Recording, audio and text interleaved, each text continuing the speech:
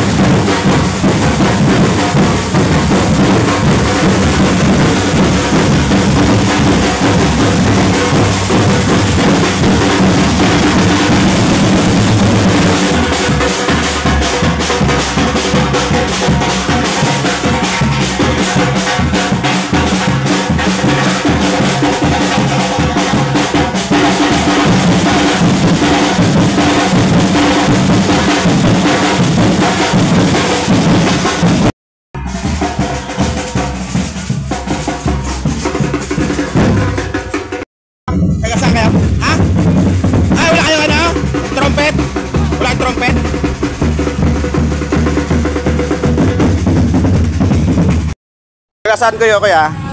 May Cavite yan. Cavite. Wala kayong dalang trumpet? Mga gano'n, yung sikat doon ng ano, brass band eh. Yun sana magandang ano.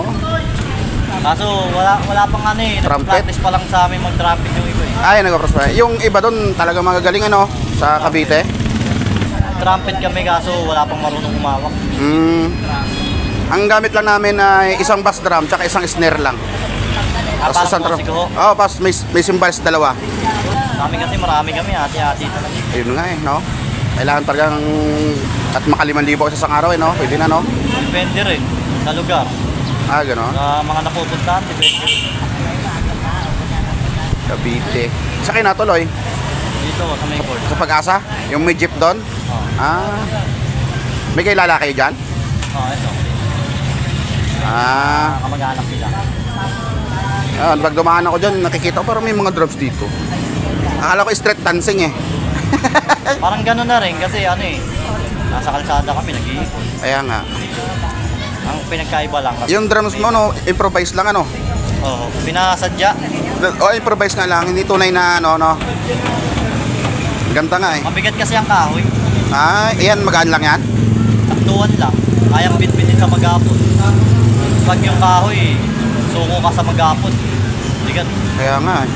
Sakit sa ganito, lumeba. Sa tundo kami nagpamasadya nito. Magawaan talaga. Nakagandahan lang, meron kayong nagpa-fire ano? Ganon. Kasi kailan ba yung taon na yon? May pumunta rin dito eh, brass band. Ano sila? 7? 8? May major silang 2 babae. Galing. Batangas pala. Batangas band. Marami sa amin yan. Pinasok nila yung palengke. Palengke. Pasok kayo doon. Pinakamagaling sa amin, El Gobernador. Yun, El Gobernador. Pinapanood ko yun. El Gobernador, no? Dami naman nila, no? Pinanggalingan ni Zainab. Oo, yun magaling. Ayun ang pinaka, ano sa amin, pinakasikat na banda. Dasmariñas magaling din eh, no? Oo. Paramihan nga ng drummer doon. Pinapanood ko sa YouTube yan. Sila. Galing. Halos katabing bayan lang namin, Jemmy, Bacoor lang. Kaya nga.